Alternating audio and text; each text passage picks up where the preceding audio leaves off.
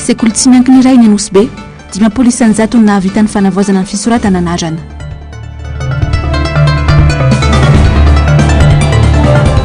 Leo fitondrana, leo fahantrana any amin'ny fifidianana no ataon'ny valifaty ho ny olon-tsotra. Hiakatra ny vidim-piainana, tsy hanana fahafana ampiasa volintsony ny ankamaroan'ny olona ho ny Paopekarena. Talata fa 7 ny volana Aogositra ny taona 2024 faly tafahoana aminao indray ny tenako anatin'ny fampahalalam-bavao any MBS amin'ity takariva ity. Atolotra ary ny araba tomboky lahy sy tomboky vavy manasanao sahady anaraka ny fotoanany vaovao hatramin'ny farany. Isamtarantsika ny fampahalalam-bavao amin'izao fotoana izao ary dia manana fahefana hiteny fiangonana na misy miaino na tsy misy miaino.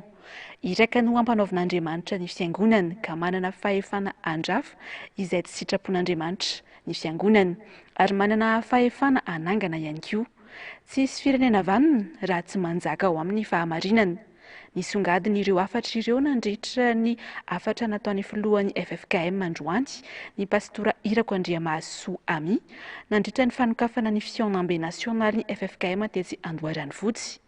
Olom-pirenena, mpanao politika nanatrika izany ka isan'ny tonga nanatrika teny filoham-pirenena teo aloha Marika Ravalomanana sy Hery Rajaonarimampianina. Mitatitra amintsika ny andindinina izay Nzavandremaefa sy Mathieu Princy. Jereo fa omeko fahefana ianao anio amin'ireo firenena sy fanjakana mba hanongitra sy anjera, anapotika sy andrava ary anorina sy ambolindray. Jeremia toko voalohany sy andininy 10. Io no tenin'Andriamanitra no voaboasina sy nitondran'ny FFKM afatra ho an'ireo mpiantsihatra ara-politika isan-tsokajiny sy fikambanana maro samihafa izay tonga nanatrika ny fanokafana ny fiaonambe nasionaly ny FFKM teto Mandromena Andoharany fotsy androany. Manana fahefana andrava izay tsy sitrapon'Andriamanitra ny fiangonana, manana fahefana amboly ary manana fahefana hanangana ihany koa, saingy anjarany tsiraray hanomandray izay tandrify azy ho ny fanazavana. Nomen'Andriamanitra fahefana ny fiangonana. Tsy fahefana ny tadiavinay io raha izay mpitondra fiangonana zany no mijoro fa fahefana nomena ary ampiasaina. Fa fahefana mpamanjana dia miteny ny fiangonana, miteny ny fiangonana na misy miaino na tsy misy miaino. Ny fanontaniana mahamaika ny fiangonana tsy ny hoe miaino ve zareo fa hoe miteny zay nasaina namara be isika. Zay ihany. Satria tsy tsara anay ianareo fa zay naniraka anay ny tsara anay. Mondray ihany koa. Fa fahefana handrava koa nefa ny fahefana ny fiangonana. Miteny handrava zay rehetra manohitra ny sitrapon'Andriamanitra. Na mifanaraka na tsy mifanaraka amin'ny politika tsy ajoro ny tenin'Andriamanitra, ny tenin'Andriamanitra ihany. Tenin'Andriamanitra tsy maintsy azo mifanohitra amin'izany tsy maintsy ravana. Izany no mbara ny tenin'Andriamanitra ihany. Fahefana hanangana koa izany ka tsy maintsy hatsangana indray. Ireo zavatra rehetra izay tian'Andriamanitra ivelomantsika hananantsika fiadanana ary izay kenden'Andriamanitra azy. Na ho an'ny tenantsika manokana na ho an'ny firenena. Namafisy filohan'ny FFKM hatrany afa tsy misy firenena afaka androso raha tsy mampanjaka ny fahamarinana. Ary mbola velona manakaive natohina afetsentsika nodikodina ny marina ihany ny marina. Ary raha tsy vonina iorina amin'ny marina isika dia tsy misy firenena marina. Ny firenena vanona dia ny firenena miorina amin'ny fahamarinana ihany. Tsy afaka hanina firenena vanona miaraka amina olona tsy vanona isika. Fa na isika misafidy andeha amin'ny fahamarinana, na isika misafidy ny fampiteny firenentsika. Izany rehefa manazy ka ny fanorenana izay atao dia ny ainy ny tenin'Andriamanitra manolona antsika amin'izany fahamarinana izany. Ary ny ontso ny fiavana sy ny fitiavana itson'Andriamanitra antsika tsy maintsy aolona sy ambolena ilay raha tiana ny firenena vana isika. Fa tsisy na iray aza amintsika afaka ampandroso rery ny firenena ity. Fa isika miaraka ao anatin'ny fanahy mifankatiavana efa nahazolanantsika malagasy. Mifono FDB ary mila saintsainy ny tsirairay ny afatra mafonja netin'ny FFKM iny ho kosa ny filoha Marika Ravalomanana. Fivrimben'ny FFKM izy ity zay anehoany hoe ny fahefana nomena azy ny fahefana nanany amin'ny alalan'ny fanahy masina dia izy zany no misolotenan'ny fiangonana mitondra ny afatra satria mpaminany izy. Ary efa mitondra zany afatra zany na meno na tsy meno voaka dia afaka didy izy. Zay ny tiany resahana teo. Tena faly satria mampieritreritra lalina izy dia anjarantsika voaka eto Madagasikara zany mandinika tsara ny tenantsika mieno ny feon'ny fieritreretana hoe ahoana tokotra moa zany ty za ty mahalala ny tokony ataoko ve a mahay ve a ary avitan'izy ve a zay samy teny aritra efatrano ity feonambe nasionaly ny FFKM ity nanomboka androany ary farana n'izo mao avy izao mizara roa mazava tsara ity feonamben'ny FFKM ity ny mikasika ny raharaha tokantrano ny FFKM ny voalohany izany hoe afanomezana aina vaovao ireo mpikambana ny FFKM manerana ny nosy faharoa ny fananganana ilay andromaso izay anaramaso ny zotra mpifidianana hito amintsika anokatra sehatra ifampionana sy fampiresahan'ny samy malagasy ny FFKM raha mpitso alarby amin'ny rora tolakandro izay atao etsy amin'ny ISTS Mandrimena Andoharany fotsy hatrany. Eo amin'izay lafomba vao makasika ny raharaham-pirenena izay hatrany ary dia miantso ny sampandraram-panjakana hanamora ny fikarakarana taratasy ilaina ho amin'ny firotsahako fidiana ho filoham-pirenena ny fisarana avo momba ny lalam-pandrenana. Ny taratasy makasika ny hetra, ny fanamarinam-ponenana ary ny casier judiciaire no anisan'ny manahirana ny kandida raha ny fanazavana nandritra ny fampetsoana mpanao gazety androany no tanterahin'ny HCC teny Ambohida. Manana 7 andro ny kandida rehetra anaterana ny antota taratasiny eny amin'ny HCC. Fanadiadiny mialy rary nombana sy tahiriny aina. 20 ireo taratasy takin'ny fitsarana avy momba lalam-panorenana amin'ny olom-pirenena irotsaka ho fidiana ho filoham-pirenena. Tsy vitsy ireo kandida naneho hevitra fa nohasarotana ny fahazoan'izy ireo ny antota taratasy sasany.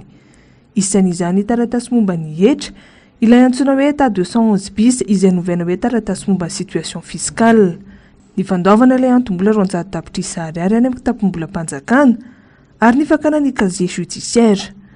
Manoloana izany indrindra dia nahitsy ny filohan'ny fitsarana avy momba lalam-panorenana fa tsy tokony hitavozavoza ireo sampandraharaha-mpanjakana eo am-panatanterahana ny asany. Mampilaza zany ny fitsarana avo momba ny lalam-pandrenana aoka re mba tsy hotsika hotsinitsika avy aty amin'ny fitondram-panjakana zany na avy any amin'ny trésor na avy any amin'ny tribunal na tahaka an'izany no ahazoan'ilay kandida milaza hoe nolavina ny firotsahana ifidiana na ilikiliky ny fitsarana avy momba lalam-pandrenana zay nefa tsy fahadisoan'ilay kandida akory le zavatra zany fa noho ny fomba fiasa mitavozavoza na ny ataontsika hoe famezivezena ny kandida zany ka dia mahatonga ny taratasy atota taratasy izay tsy ho feno tanteraka zany ireo 5 ireo aty amin'ny fitsarana avy momba lalam-panorenana ary dia mampitantana zany zay fa raha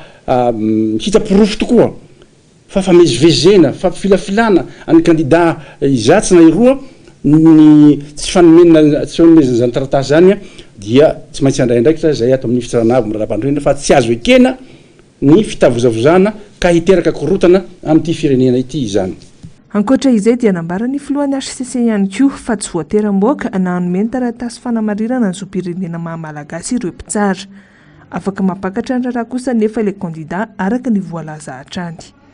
Mariko eto fa amin'ireo voalazako ireo dia hoe ao ny taratasy milaza zany hoe malagasy ianao.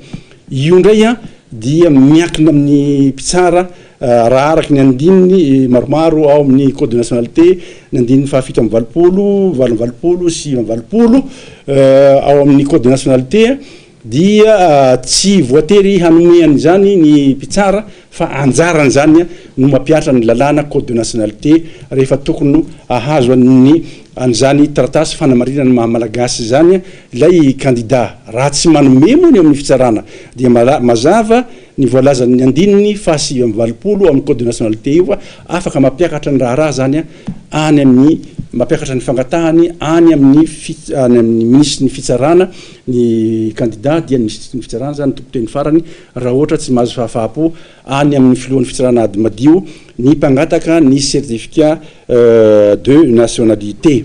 Hatreto manjavozavo amin'ny olom-pirenena tsy akanavaka ny fomba fiasan'ny HCC. Mbola mipetraka ihany koa ny fanontaniana hoe rehefa tota taratasy nazo toy inona izy ireo no mahefa ary rehefa inona no tsy mahefa raha tsy laza fa tsy ity resaka zoam-pirenena malagasy ity.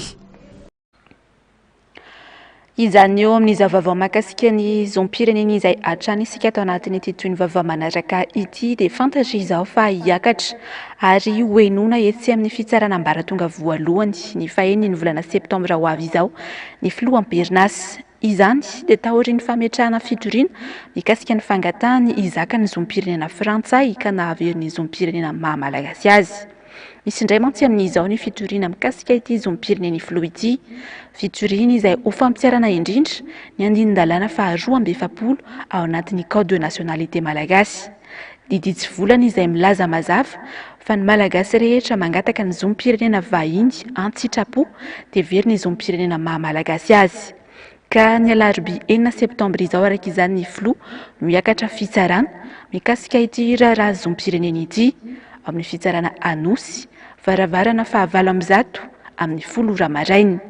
Aorin'izay manana 3 volana ny fitsarana hamohana ny didy. Ny fitsarana ambaratonga voalohany no manana fahefana hitsara sy hanapaka mikasika ny zom-pireneny olona iray eto Madagasikara. Ny pejy politika tsy misy lanjany amin'ny mpitondra ny raha latsaka eto amin'ny firenena.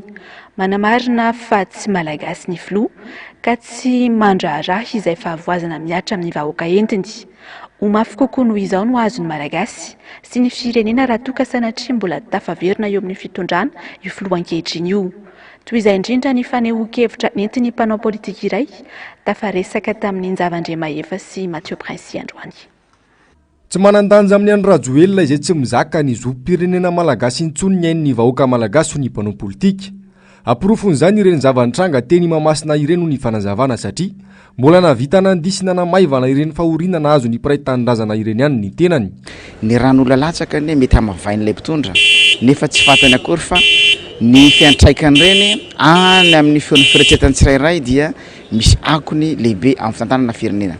Ny faharoa manaraka an'izany manapirofo koa reny lay tsy fahaiza mitantana ity fitondram-panjakana ity satria tsy vao zao anie no hitantsika hoe misy skandale vitsivitsy maromaro ohatran'ireny. Fa ny tena ratsy ao anatiny ao dia lay tsy farahina mihitsy, tsy farahina lay mpitondra mbola mandihy fotsiny lay olona nefa ny olona tsy efa mitsipaka ny ain'olona maro samihafa ka averiko foana zany tokony ho tonga saina ny mpiray tanindrazana hoe lay mpitondra antsika ny retopoko tsy miraharaha akory ny tombotsoa sy izay ataoko hoe ny mety firaisam-pirenena iry ombonantsika malagasy. Oloza ho an'ny malagasy raha mbola tavaverina eo amin'ny fitondrana ny mpitondra ankehitriny.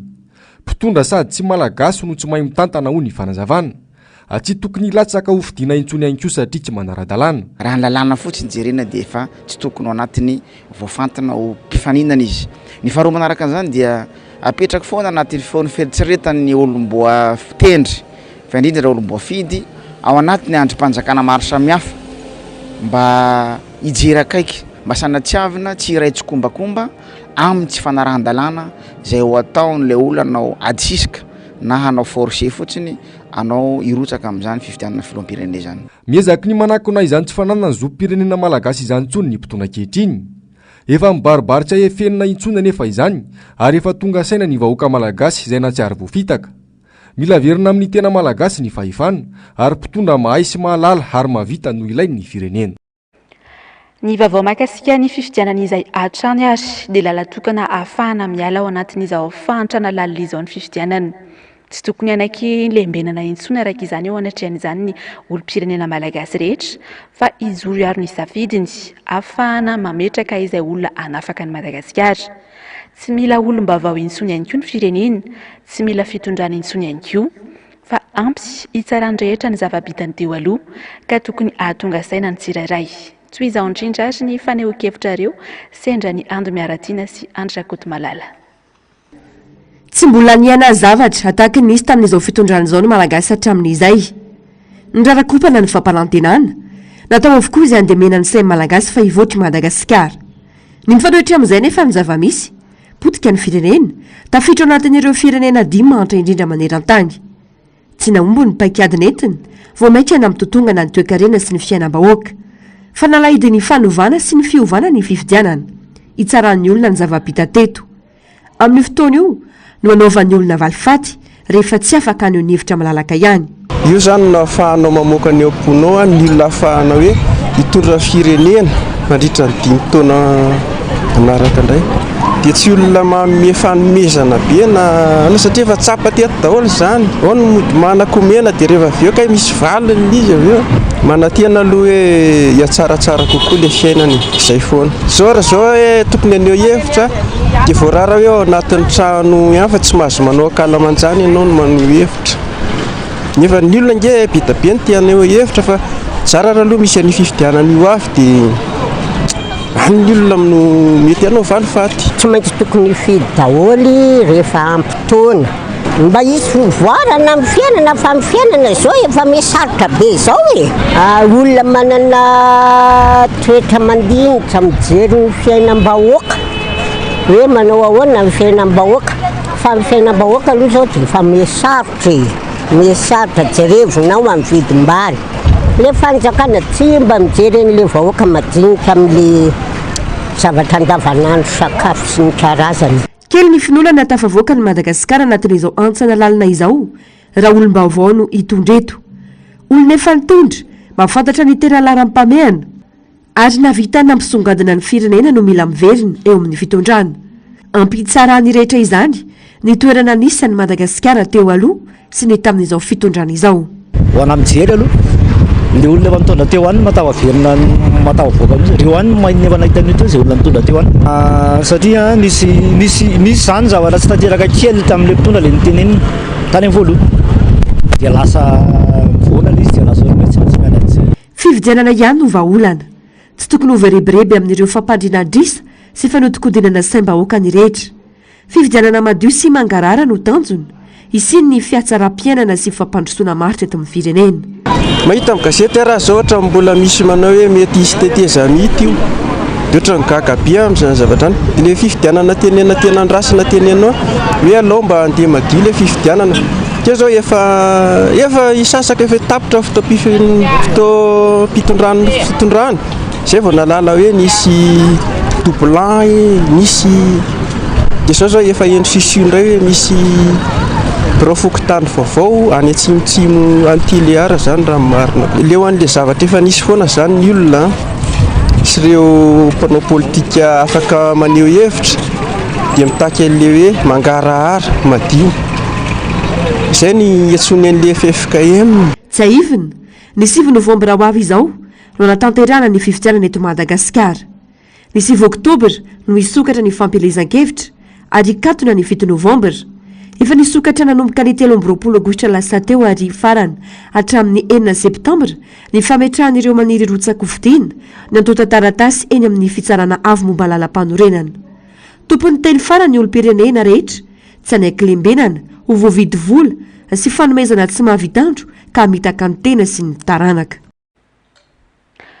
anisan'ny loha-hevitra novelabelarina tamin'ity androany ity anko tao anatin'ny fandaharana miara-manonja ny mahakasika ny fifidianana ny lehibe ny antoko-tiako Madagasikara marika Ravalo manana ihany no mampiseho ny fahavononany tsy miambaamba fa vonona hiatrika fifidianana ho ny vahiny fandaharana izy no kandida voalohany nametraka ny antota taratasy firosaham-kofidiana teny amin'ny fitsarana avy momba lalam-pandrenana noho izany vonona ihany koa ny anavitra ny Madagasikara toy izao indrindra ary ny famitinana ny fandaharana entiny Ravirazafy Mahina sy Manora Andriamalala voaresaka hatrany tsy fahavonona ny fitondram-panjakana amin'ny fifidianana tsy ahitana solon-tenany amin'ireo hetsika politika itetavam-bahaolana isorohana na ivoana anaty krizy isandreny ny fanekeny ilay sata-pitondran-tenany antoko politika izay nosiniavina lehibe na antoko politika amin'ny polony maro tsy vitsy ihany koa ireo antoko politika no namaly ny antsony FFKM tsy liana amin'izany anefa ny antokony mpitondra fanitretena lehibe ny aminy hoe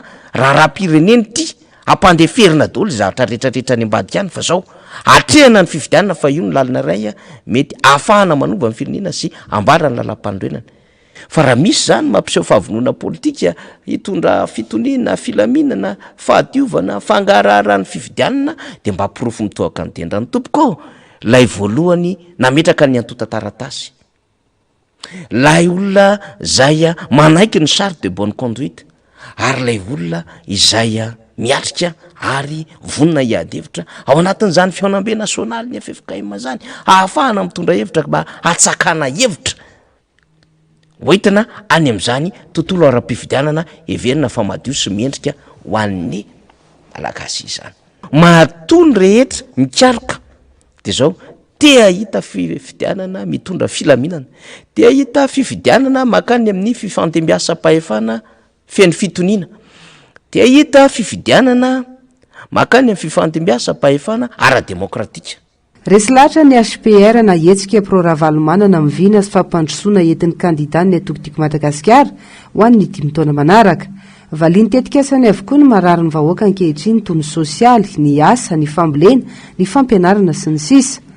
Niza kandida mirotsaka amin'ity fifidianana ity, ny filomarika ravalomanana dia mampiseho mandrakariva ny fahavononany hatramin'ny voalohany ary manentana foana ny hoe fifidianana ihany, fifidianana hatrany. Ka izahay atao anivon'ny hetsika pro-ravalomanana ihany koa ao anatin'izany dia manohana tanteraka 100 isan-jato anjany kandida marika ravalomanana zany ary vonina metraka azy indray, amerina azy indray eo amin'ny fitondrana. Ary tsy vitany amerina azy ihany io na manarina, tsy ampy matsiny hoe tsy tanjona mantsy ny fandresen'ny filomarika ravalomanana amin'ity fifidianana ity, fa dingana ozany fitenenana. Ary rehefa tafapetraka io izy dia mbola eo ihany koa ny hetsika pro-ravalomanana hiara-iasa aminy amin'izay andeha atao hoe anjara andraikitra tandrify mety azo tanterahana amin'izany asa fampandrosoana any Madagasikara izany. Jaivona fa ny lehiben'ny atokotiko Madagasikara marika ravalomanana no any kandida ho filoham-pirenena voalohany nametraka ny antota taratasy ny teny amin'ny HCC Ambohida. Ireo kandida hafa nilaza irotsaka kosa mbola misalasala ny akamarony, eo ny fahasarotany fanangonana ireo antota taratasy takina, eo ihany koa ny olana arabola. Fa mandra-piandry izay datim-pifidianana ao amin'ny fahasivy ny volana novambra ny taona 2024 izay aloha ary dia mitohy hatrany ny fitaranany mponina manoloana indrindra ny fahasahiranana lalovany ankamaroany tokantrano amin'izao fotoana izao noho ny fidangany vidim-piainana saika mitrongo vahoamana avokoa ny ankamaroany malagasy manao izay hitazomanaina sisa araka izao tati-baovany mialy rarinombana sy tahiriny aina izao. Tsy hitany malagasy intsony izay hamaritana ny fahasarotam-piainana misy eto Madagasikara amin'izao fotoana izao. Sahirana ny isa-tokantrano vokatry ny fidangany vidim-piainana sy ireo kojakoja ilaina amin'ny fiainana andavanandro toy ny vary, ny menaka, ny siramamy ary ny savony. Efa mividy anefa tsy misy fiovana, mihena aza etsakilany, tsy zaka intsony ihany koa ny vidin'ireo fitaovam-pianaran'ny mpianatra izay efa lafo dia lafo amin'izao fotoana izao. Andro vitsy anefa sisa dia higadona ny fiverenana an-tsekoly. Ny mitsinjara sy mitsitsy izay kely eo ampelantanana sisa no hoano azo ny isa-tokantrano atao hitazomanaina. Tena miakatra daholo ny vidim-piainana, ela tsy zakan'ny olona tsony. Tena zavatra mieritrretina hoe androany ianao mividy menaka ohatra hoe 7 ny litrany, rapitso izy efa miakatra ray alina na mahery arany. Mianaka zao zay dia ny kapoaka moa eo ihany fa ny budget isan'andro zany na hena mihitsy.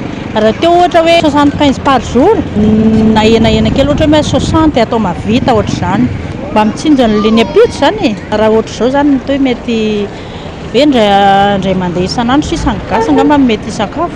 Pena aloha za amin'izao hita hoe mesarotra satria miakabidy daholo ny zavatra rehetrarehetra amin'izao. Fitsinjana vola indray amin'izao hita hoe miafy dia izay kely azo na namboambarina hafa be ilay fiainany fa fotsiny hoe mitsitsitsy tanana zany no ambarimbarina sisa ny azo atao amin'ireo sanay. Moa izany matofoka ilay fiainana satria mesarotra be foana fa fotsiny hoe vavety tsy nanambony tsy mijery anao izany fa ianao fotsiny mila mezaka mitady fiainana. Fidiram-bola mitovy amin'ny anona ihany nefa ny vidim-piainana mihasarotra dia tsy maintsy miaina zany satria ny zao ny mpianatra hiditra dia lafo ny anona dia tsy maintsy miaina zany sakafonao amin'ny fitiavana amin'ny mpianatra satria ny zanakanao tsy maintsy mianatra ihany koa. Mila mikady tsara ka jerevana tsara dia tsy mila mandanindany vola amin'ny zavatra tsisy dika. Na te hitroatra aza tsy afa manoatra manoloana ny zava-misy ho hiatrany nambaran'ireo olom-pirenena. Ny fifidianana ho avy eto amin'ny firenena izay anehoany tsirairay ny safidy indrindra ho any indraindray na hanova izao toetra rà iainan'ny Madagasikara sy ny malagasy izao ho hiatrany faneho-kevitra ireo olom-pirenena. Araka izay fanadihadiana na rahantsika teo izay dia tsy misy izay tsy mitaraina amin'izao fotoana izao manoloana izay fiakaran'ny vidim-piainana izay. Saingy raha ny fanadihadiana natao ihany koa dia hitombona ny vinavina nataon'ny banky foibe fa dia hiakatra 8 isan-jato ny tahan'ny vidim-piainana eto Madagasikara amin'ny fiafaran'ny taona 2024 raha nambarany Pahy Toekarena iray. Tsy maharaka ny filiany intsony ny famokarana anatiny, mangany fotsiny ny fanafarana entana be loatra any ivelany ka mampitotongana ny fiarakarena malagasy. tsy maintsy mandefitra avokoa araka izany ny sehatra rehetra fa dia any amin'ny sakafo sisa no ifantohan'ny be sy ny maro hiteraka fipoahana ara-tsosialy goavana izany raha tsy misy ny fandraisana andraikitra. Andro miaratiana Andrakoto Malala. Misy satria ny fampiodinana ny toe-karena ka mampitotongana ny fiari-karena mihiba avokoa ny tondro rehetra. Tsy mahavita tena intsony malagasy fa manafatra sy miankin-doha any ivelany ka na hatramin'ny sakafo, fitaovana sy olona ampiasa reto aza mbola farana avokoa. Tsy maraka ny filan'ny mponina intsony ny famokarana anatiny izay manodina ny toe-karena. Ireo rehetra ireo ampiamaritana fa fantrana lava ny iainana eto. Vinavinaina hiakatra hatrany ny tany fitsindrodo bidim-piainana. Mety tombona tokoa raha io prévision an'ny banque centrale io satria tsika tsy mahavita mamokatra. Eno fa na fikarakarana lalao iraisam-pirenena raha dia tsy maintsy manafatra sika olona teknôlôjia sy ny sisa anjarantsika zany no mametra hoe ho voafehantsika ve le teknôlôjia nafarany absorbentsika ve iny rehefa tonga amin'ny fotoana ampiasaintsika anazy sady karazany hoe fandaniana tsy miteraka retour sur investissement reny zavatra rehetrarehetra reny. Dia mafy aloha izao ny fiatrian'ny tokantrano malagasy ny fiainana andavanandro atsoatsy. Tsy havita moka sy ampiasa vola intsony ny olona na ny sakafo hiditra ao ambava aza mbola ifamtadiavana ny sehatra ambiny mandefitra avokoa. Secteur sociaux zany tena nomboka arary eo. Éducation, santé sy ny protection sociale. Anomboka eo zany ho sarotra zany ny tena ilaza hoe afaka tena ampiasa vola be ny isam-batan'olona amina hoe fampianarana, fahasalamana sisa fa dia tsy maintsy hijanona amina filana fototra sisa ny sakafo zany raha ny tena marina kokoa zany. Any amin'ny vilany aloha sisa zany no jereny. Ny fampianarana zany mety andefitra manomboka eo hoe satria tsy maintsy vokisana ny kibo mila mandefitra amin'ny fampianarana fa tia ny tena ratsy be fahasalamana lasa tsy maintsy andefitra koa ny fahasalamana eo satria rehefa tena tsy ampy no ento-manana dia farany hanao dokotera tenany zany ny olona ao an-tranony ao nany consultation any amin'ny dokotera mety tsy ho voaloatsony sy ny sisa sy ny sisa. Tompon'andraikitra feno ny mpitondra fanjakana fa manana didy sy andraikitra amin'izany ihany koa ny vahoaka malagasy amin'ny fanapahan-kevitra raisiny indrindra amin'ny fifidianana ho avy io. Hiteraka fipoahana ara-tsosialy goavana zany raha mbola mitohy izao. Tsy maintsy misy fanapahan-kevitra raisina ary io tsy voatery ho an'ny mpitondra rery fa na ny vahoaka ihany koa raha dia afaka misafidy tsara hoe aiza ny lalana tokony hizorana eto amin'ity firenena ity satria hitarika zavatra be dia be rehefa manomboka ny ao ambilany zay no voakitikitika lasa misy ho azy ny tsy fandriam-pahalemana ary ny fiatombohana io dia mety resaka alabotry sy ny sisa fa rehefa tena mafy zany ny pression eo amin'ilay any io dia explosion sociale no efarany io mitotongana ny toe-karena tsy fahaiza mitantana sa ahafantatairy ny tondra firenena no antony. Zavatra tsy nisy tao anatin'ny 10 taona tokoa no iainan'ny malagasy ankehitriny. Raha izay ny vaovao mahakasika ny toe-karena dia iompana mahakasika ny fampianarana kosa isika atao anatin'ny toy ny vaovao manaraka eto dia nisatra tanteraka ny fanavaozana ny fisoratana amarana na ny réinscription nataony iray aman-dreny teny amin'ny sekoly tsy miankiny iray teny Anosy Be tamin'ity taona ity. Ambarany tale sekoly teny an-toerana ary fa tsy misy afa-tsy ny 500 ny mpianatra hatramin'izao no nahavita ny fisoratana amarana herinandro mialoha ny fidiran'ny mpianatra. Tsy izao ary ny fanadihadiana entiny mialy Ranomana sy Tahiriny Aina. Herinandro mahery kely tsy hidiran'ny mpianatra 570 n'ireo mpianatra no nahavita ny fisoratana anarana ao amin'ny sekoly tsy miankina iray etsy Anosy Be. 520 ny ita io isan'ny mpianatra vaovao raha toka ireo manao ny fanavaozana ny fisoratana anarana ny 500. Izany hoe mbola misy 500 ambiny tsy nahavita izay fanavaozana ny fisoratana anarana izay. Nambarany talentsekuly fa vokatra ny fahasahiranana lalina iainan'ny iray aman-dreny no antony izany fahatarana izany.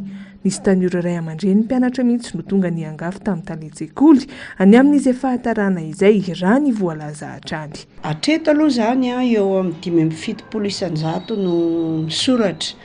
Tsy manam-bola anay aman-dreny ohatr'izao zay efa tsy manoratra anarana intsony isa-taona fa tsy manam-bola fa tonga eo izy zanakay mbola ato zay mbola tsy naka dosie ay foana ny tenenina dia miandry kely. Ny tena sahilana zany nitsondrovinay hoe manao contrat izy hoe io zany any fa ny droit tsy maintsy alomeloha satria iny nandoavana ny assurance sy ny sisa dia avy eo mifanaraka amin'izay ahoana fomba andoavany saram-pianarana mandritry ny taona.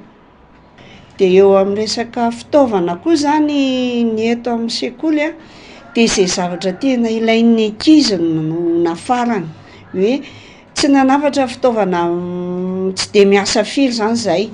Ohatra hoe cahier tena ilaina, ny loko tena ilaina, ny kojakoja ao anaty roa izay tena ilaina ihany no afarana satria eo zany mampimenimena ray aman-dreny rehefa misoratra anarana hoe ny fisoratana anarana vita ihany fa le fitaovana ny tena sarotra. Eo ny fitsinjovana ireo ray aman-dreny ahafahany isan'ny ezaka sy ny masony teo anivon'ity sekoly ity ihany koa ny fampiofanana ireo mpampianatra ho tombontsoany ireo ankizy manovy fahalalana ao an-toerana. Tsy nanova zany fa nanao formation ny mpampianatra nandritry ny vacances hoe ahoana fomba hanatsarana an'le fomba fampianarana. Programme nitazoman'iny ihany dia formation nataoko hoe iverenana kely le tamin'le programme fampianarana teo aloha dia nampifangaroana hoe tsy fantatra zany ny fizotran'ny programme fampianarana mihina fa tsy miova fa mba hoe mba hitan'ilay ankizy daholo ny fomba fiasa ao anatin'ilay izy. Amin'ny fafitony volana septambra izao moa no miditra ireo mpianatra eo anivon'ity sekoly ity. Tsy mifanalavitra amin'io daty io ihany koa ny fidiran'ireo sekoly tsy miankina hafa sy ireo sekoly mpanjakana. Eo amin'izay lafim-baovao izay hatrany dia mahatsiaro voailika ny mpampianatra any amin'ny faritra manoloana ny zava-misy iainan'izy ireo amin'izao fotoana izao. Tsy mandeha amin'ny laony ny fampiroboroboana ny fampianarana, vokatry ny fampanantenana paokaty sy ny fampandriana adrisy. Lavitra nefa ny fampandrosoana raha ny mpampianatra no atao atsirambina. Ando Miaratiana, Andry Rakotomalala. Ifampandrosoana ny fampianarana ary ny mpampianatra no mahatonga ny zanaka malagasy ho tompon'andraikitra sy ho reharehan'ny firenena. Voafana lainga hatrany anefa izy ireo ary atao atsirambina fa rahalahy ny mpiasa malagasy. Ampanantenana lava sagngy amin'izany eo tsy misy tohiny. Misedra olana izany mpampianatra amin'ny faritra ary matsiaro voafitaka tanteraka tamin'izao fitondrana izao. Mahatsapa izahay fa voailikilika ny mpampianatra, betsaka ny olana izay mianjady ny mpampianatra. Satria zahay zany amin'izao fotoana izao ny zavatra ilaina rehetra, ny ilain'ny mpampianatra rehetra dia tsy misy tanteraka. Eo amin'ny lafiny avancement zany dia tsy mandeha araka ny tokony ho izy. Ao zao ny resaka rapprochement de ménage mahakasika ny mpampianatra izay samy paritaka amin'ny toerana iasany nefa ny olona tokony hifanatona, olona mpanambady vita soratra ara-dalàna izay tokony hiara toerana hiasana na dokotera ny anankiray na mpampianatra ny vehivavy dia zay zany zavatra misy. Karamavary masaka fotodrafitrasa tsy zarizary amin'ny faritra sasany alaviran-toerana gresaka subvention fampidirana piasa mpanjakana santonana amin'ny olona ny mpampianatra mpanabe tsy ahitam-baolana amin'izao fotoana izao. Fotodrafitrasa dia misy fa ny mpampianatra zay hampianatra ao amin'izay fotodrafitrasa zay ngamba no rehefarehefa zay ngambandroa zay zany le tsy fahatombana ny fiainan'ny mpampianatra amin'ny ankapobeny. Eo amin'ny resaka karama zay fangatahan'ny mpampianatra ety seroa amin'izay lafiny resaka karama dia amin'ny lafiny amin'ny subvention dia anisany mampikainkaina ny mpampianatra iaby zay. Ao amin'ny Cisco Toliara 2 zao ny anay anisany betsaka ny mpampianatra zay tsy voaray ho mpiasa-mpanjakana. Tsy misy fampandrosoana valina eto amin'ny firenena raha tsy omena ny toerana sy ny asiny mpampianatra. Nanaovan'izao fitondran'izao velorano tamin'ny vahoaka malagasy izany hoe fanomezan-danja ny fampianarana ara-teknika sy arak'asa indrindra fa ny any amin'ny faritany izany. Iarahan'ny rehetra mahita nefa ankehitriny fa mitrosina amin'ny tany ny fampianarana sy ny fanabeazana eto Madagasikara. Manjaka ny zanak-kiala hafa. Efa niainan'ny malagasy rehetra teto izany fanabeazana olom-pirenena vaniny izany ary nitondra fampandrosoana teto amin'ny firenena. Fampitaovana ny mpianatra, fanomezan-kasina ny mpampianatra, fanomezana fiofanana azy ireo hanatsarana hatrany ny kalitaon'ny fampianarana sy ny maro hafa. Noravana tao anatin'ny indray mpimaso izany ary izao tsy tafarina mandrakandroany izao. tsy nofy anefa ny amerianan'izany indray raha samy mandray nytandrify azy ny rehetra. Manameloka ny fikasihan-tanana nataon'ny mpitandro ny filaminana ny mpianatra teny Ankatso ary miantso ny anokafana fanadihadiana ny fikambanan'ny mpianatra ambaratonga ambony, ny mpiasy, ny mpandrara ary mainty milaly avy eto amin'ny faritan'ny Arivo Miraina ny Mafami. Nisy nivalandresaka ho an'ny mpanao gazety no tanterahin'izy ireo teny Tsimbazaza androany. Mialy rary nombana, Tahiry Aina. Fihetsika tsy miendrika ary modely ratsy ho an'ny firenena ireny fikasihan-tanana nataon'ny mpitandron'ny filaminana teny amin'ny Oniversite Ankatso tamin'ny alakamisy 24 ny volana Aogositra nandritra ny grevin'ny mpianatra ireny ho ny fikambanana Mafami. Tsy eken'izy ireo ny herisetra natao tamin'ireo mpianatra nosamborona, mangataka ny anokafana fanadihadiana lalina ary mangataka ny anasaziana ireo mpitandron'ny filaminana ny kasitanana ireo ity fikambanana ity. Zay fikambanana ambaratonga ambony anay ny teny université dia mazava ho azy fa dia tsy makasitraka velively ny fihetsika toy ireny zay ary manameloka tsy ambambana ny fikasihana tanana mpianatra indrindra ao amin'ny faritry ny anjerimanontolo amin'ny faritry ny université moa zany zavatra ohatran'ireny moa dia hitantsika fa zavatra tsy miendrika tokony aseho akory satria dia manome imazy ratsy ny université zavatra ohatran'ireny lasa manao tsinitsina ny amin'ny anjerimanontolo raha iny ny kasihan-tanana zany ho an'ny fikambanana aloha dia tsy mitovy hevitra velively, tsy manaiky velively manameloka ny ireny fihetsika izay nataon'ny mpitandro filaminana ireny zany fikambanana. Tokony hisy fanadihadiana mahakasika an'ireny mpitandro filaminana izay manao zavatra tsy tokony atao amin'ny mpianatra ireny zay. Raha tsy ahivina, fikambanana efa nijoro tao anatin'ny 5 taona ny Mafami. Anatanteraka fampivondrona ireo mpikambana rehetra manerana ny nosy eny Ambohimanamboly izy ireo amin'ny 17 ny volana Aogositra ho avy izao ho marika ny firaisan-kina sy ny fijoroan'ny ny fikambanana. Ilatsaka ho fidiana filoha am-pirenena kanefa tsy manana ilay antobola 200 tapitrisa ariary i Claude Raharvohatra, filohan'ny sampamana ny fikambanana ny syndicat ny mpampianatra mpanabe eto Madagasikara raha ny fanambarana izay nataony androany. Tapaka ny hevitry ny mpampianatra fa izy ireo no andoha iray alina ariary aloha amin'ny banky ahafahany mirotsaka ho fidiana. Ando Miaratiana sy Andra Kotomalala. Andoha iray alina ariary avy, andoavin'ilay antombola 200 tapitrisa ariary, ahafahan'ny Claude Raharvohatra, filohan'ny Saint-Pama ho kandida filohan'ny firenena amin'ny fifidianana ho avin'ny mpampianatra, raha ny fanentanana mandeha sy aparitaka amin'izao fotoana izao. Tsy manana io vola be io, ary tsy manana fafana andoha izany ny tenako, hoy Raharvohatra Claude, raha nanambara tamin'ny fomba ofisialy ny firotsahako fidiana androany.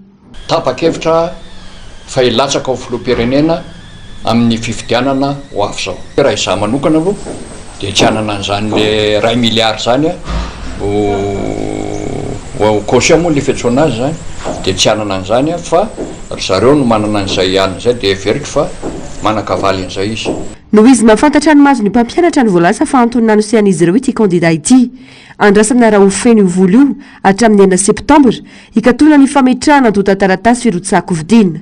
Raha tsy ahivina, efa nilatsaka kandida filoham-pirenena i Raharvohatra Claude ny taona 2012. Nanamarika azy tamin'izany fahatarany fametrahana ny andoha taratasy firotsahako vidiana ka tsy nahatratra ny lera fanaterana ny dossier. Efa nikatona ny vavahady teo amin'ny fitsarana avo momba ny lalam-panorenana no tonga ity mpampianatra naniry ny rotsaka filoham-pirenena ity ka dia tsy voaraina andoha taratasiny. Manana herinandreo zany mpampianatra andoaviny ity marobola ity. Ny vaovao mikasika ny fifamoivoizana kosa indray no anoizantsika ny fampahalalam-baovao dia miatraika mivantana amin'ny asan'ny mpitatitra ary amin'ny fiainana andavanandro ny mpandeha ny faharatsin-dalana etsy amin'ny fasan'ny Karana. Miasimba ary potika tanteraka ity lalana ity izay miteraka fitohanana lava reny. Nzavandremaefa, Mathieu Prince. Mampiteny ny mona ny fitohanana isanandro ity amin'ny lalan'ny fasan'ny Karana mampitohana nosy zato sy akady mahoaka. Tsy mifidy ora hafataka izao foana na maraina na atoandro na hariva. Lava reny ny fitohanana ary mahalany adiny 2 na adiny 3 eo vao afaka eto nefa lalana 3 kilometatra eo raha vaty nosy zato. Nampalaza izany lalan'ny fasan'ny Karana izany ny faratsin-dalana hatramin'izay ary mandrakandroany dia mbola kilavadavaka be tahaka izao foana ny misy ety. Mitaraina ny mpitatitra satria io lalan-dratsy io no tena fototry ny olana. Tena mitsaly be lasana tsy mavela vady amanjana ka ohatr'izao tokony mba ambala mesaka izy manamboatra le lalana.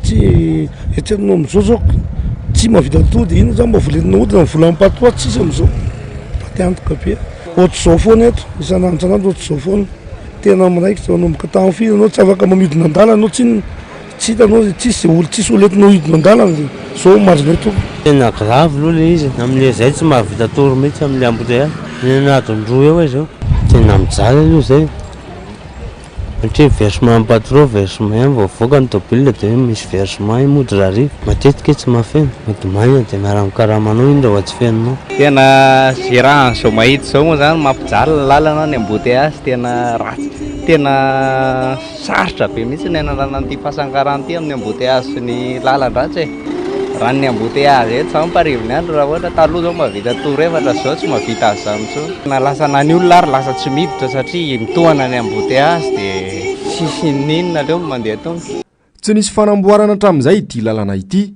na nisy aza izany dia tandrametaka no natao ho mafy kokoa noho izao ny zava-misy rehefa hiditra amin'ny vanim-potoana ny fahavaratra misy amin'ireo fiara no voatery miodana ampandehanana misafidy ny andeha tongotra ihany koa ny mpandeha raha vao ny lalana zany aloha ny simba dia tena megrave tena vao maika mirodana tena mesimba ny fiainan'ny vahoaka satria ny lalana ny simbako ny lalana angeny tena ilain'ny tena vahoaka amin'izao dia zay tena olona zay tena efa nanana traikefa teo ihany mihitsy zany aloha ny tsaratsara mipetraka amin'ilay fitondrana hoe mba aleo mba hoentin'ny olona efa zatra zavatra efa hatramin'izay mihitsy zany ny tena tsara tsy tao anaty lahara-pamehan'ity fitondrana ity mihitsy ny fanamboaran-dalana nandritra izay efa taona nitondrany ny firenena izay nolazaina tamin'izany fa tsy azo hohanina ny lalana kanefa izao no vokatry ny faratsin-dalana eto amintsika miondrika tanteraka ny toe-karena satria ny lalandray ankina ny toe-karena no tapaka tsy misy fikojakojana intsony endrika ivelany no mahamaika ny mpitondra ka rehefa misy vahino avy sy hitsidika ny Madagasikara vao mody manambomboatra tahaka ity eny Andavamamba ity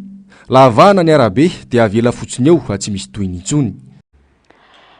Ny vavaon'ny fanatanjahantena Kosindrary no anohizantsika ny fampahalalam-baovao dia toy izao ny tatitra sy ny vokatra mahakasika indrindra ny lalao-nosy izay tanterana eto Madagasikara amin'izao fotoana izao.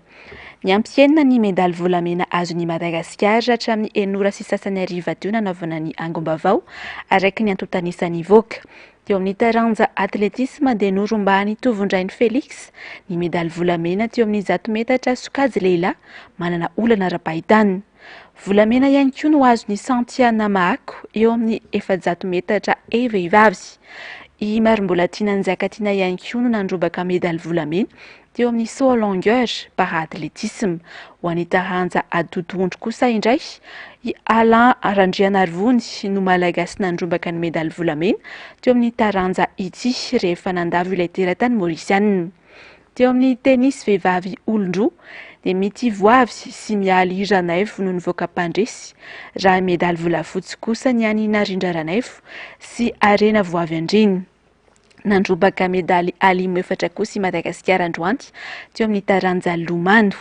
Amin'ny lalao fifantsanana indray 570 no nisaran'ny Madagasikara sy Comores taranja handball vehivavy. 220 kosa no nisaran'ny ekipa lehilahy sy Maldiva handball ihany. Ho an'ny baskety 5x5 dia resin'ny Madagasikara tamin'ny isa 720 no 20 i Comores teo amin'ny sokajy vehivavy. Ny vavaon'ny fanatanjahantena izay hatrany ny 20 aogositra hatramin'ny 14 septambra ho avy izao ny tetiandro ahafahan'ny kandida hirotsaka ho fidiana ho filohan'ny federasiona malagasy ny taranja baolina kitra na ny FMF hatramin'ny 1 septambra kosa ho an'ny komity mpanatanteraka. Nampiantso mpanao gazety teny amin'ny FUB-ny FMF teny Isoraka androany ny vao miera ny fifidianana ny zary izay tokony ho fantatra mahakasika ity fifidianana ity. Nzavandre Mahefa sy Mathieu Prince. Nampafantatra ny voameran'ny fifidianana teo anivon'ny federasiona malagasy ny baolina kitra androany fa efa misokatra ny fandrotsahana ny antotan-taratasy ao an'ireo mikasa hirotsaka ho fidiana filohan'ny federasiona sy ireo mpikambana ao anatin'ny komity mpanatanteraka. Ny fisokafany firotsahana ho fidiana mpikambana ao amin'ny komity mpanatanteraka dia nanomboka ny fa 20 ny volana oktobra hatramin'ny fa 9 ny volana septambra 2024 amin'ny 4:00 ho an'ny filoha kosa dia amin'ny fa 20 ny volana aogostra hatramin'ny fa 4 ny volana septambra 2024 amin'ny 4:00. Ny fanaterana ny antotan-taratasy fiantohana kosa avy amin'ny ligy tsirairay avy dia ho an'ny filoha dia amin'ny fahaefatra amby folo ny volana septambra 2024 amin'ny 900 ary ho an'ny mpikambana ho komity fanatanteraka dia amin'ny 12 ny volana septambra 2024 amin'ny 900. Amisy kosa ireo fanamariana sy fepetra raina mikasika ity fifidianana ity mba hisiany mangarahara. Amin'ity dia nisy ny sivana izay natao ka ny voalohany sivana amin'izany zany dia misy ilay lettre de caution na taratasy fiantohany ataon'ny président ny ligue tsirairay zay omeny ho an'ireo candidat zay vao afaka milatsaka ho candidat zany ilay candidat na io ho ilatsaka ho mpikambana ao amin'ny comité fanatanteraka comité exécutif na iza ilatsaka ho filohan'ny fédération ny football de tsy maintsy manana an'izay izy. Io caution io zany dia obligatoire zany hoe condition de recevabilité an'ilay candidature apetraky ny président na ny membre ny comité exécutif. Fa raha ohatra ka tsy misy an'io caution io omen'ny ligue dia tsy azo iraisiny fa ho rejetena vetrany izay fangatahana atao. Ho totosaina ny asabotsy 14 oktobra 2024 avy izao araka izany any fifidianana izay ho filohan'ny fédération malagasy ny baolina kitra. Ho fantatra mandritra izany ihany koa ireo mpikambana andrafitra ny komity mpanantanteraka. Any filohan'ny ligue 12 no mifidy. Mbola tsy fantatra kosa ny toerana hanatanteraina izany raha ny fanazavana. Entsika amarana ny fampahalalam-baovao tahaka ny mahazatra ny vaovao maresaka iraisam-pirenena dia tsy misy ho afabela amin'ny voka-dratsy ny fiovaovan'ny toetry ny andro izao tontolo izao na any amin'ny tany mafana na amin'ny toerana mangatsiaka. Efa ho 7 andro izao tsy mbola maty ny afo any Grèce ao Eropa. Miaina anaty haitany kosa nefa ny atsy Mayotte, nosy kely aty amin'ny ranomasimbe Indiana. Misy ny firenena sasany andalovana rivodozana tadio mahery vaika.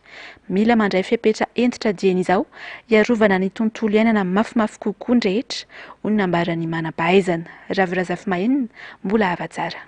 Samy namondrona ny heriny ireo firenena 17 ao anatin'ny vondrona Europeanina mamono ny afo any Grèce. Fiaramanidina 12 sy angidy-by iray avy amin'ny vondrona Europeanina ary mpamonjy vonina 700 no miara-misalama mamono ny afo ao amin'ny alan-javaboary ny dady any amin'ny faritra avaratra Atsinanana. Miaina voka-dratsy ny fivaovan'ny toetrandro ihany koa i Mayotte. Miamafy ny haitany ka mahatonga ny fienina ny fahazoana rano sotro madio.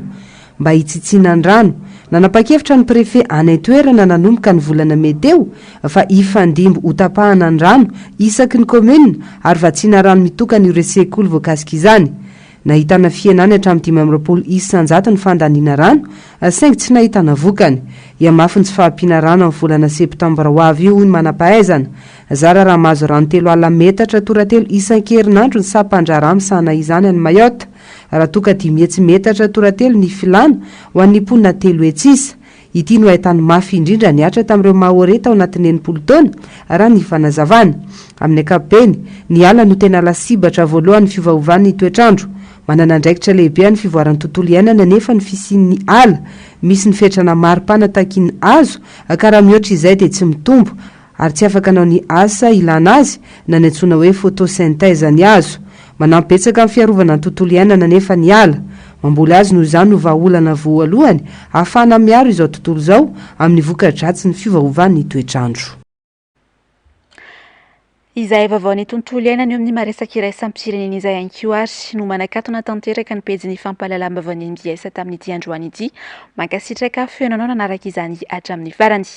Tahaka ny mahazatra ary hoarahantsika rehefa avy ao ary ny fampahalalam-baovao, ny fandaharana ahoana marina sy ny fandaharana Global News. Aorian'izay kosa no anarahantsika ny horonan-tsary mitondra ny lohateny hoe Some 100 bucket list of the dead. Ny tena kosa dia ametraka ny veloma mandrapitafa ho amin'ny rampitso indray tompoko.